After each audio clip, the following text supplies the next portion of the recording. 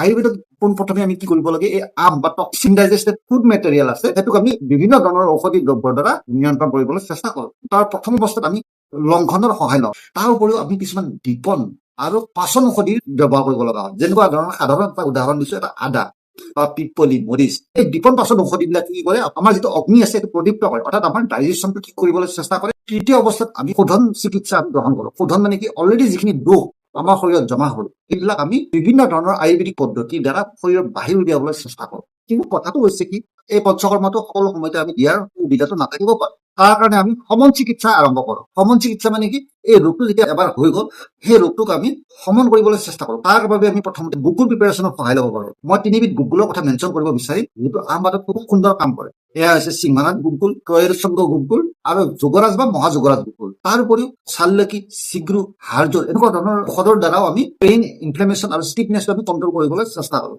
তাৰ উপৰিও এই ৰোগটো বাঢ়ি যোৱাত সহায় কৰিলে সেই বাতটো নিয়ন্ত্ৰণ কৰিবলৈ বিভিন্ন ধৰণৰ ঔষধি দ্ৰব্য ব্যৱহাৰ কৰোঁ। তাৰ ভিতৰত মহাবাত বিধ্বংসত পাত গজাংকুশ, আমবাতাৰি ৰস আদি উল্লেখযোগ্য। এইবোৰ মূলতঃ হৈছে ৰস ঔষধি। মই আশা কৰিম আমবাতৰ যদি কোনো লক্ষণ আপোনালোকে দেখা দিয়ে, আপোনালোকে কোনো অভিজ্ঞ আয়ুৰ্বেদ চিকিৎসকৰ ওচৰত গৈ প্ৰথমে আম দোষটো, যাৰ কাৰণে এই বাত ৰোগটো উদ্ভৱ হ'ল, তাক মুখীমুখি কৰিবলৈ চেষ্টা কৰক।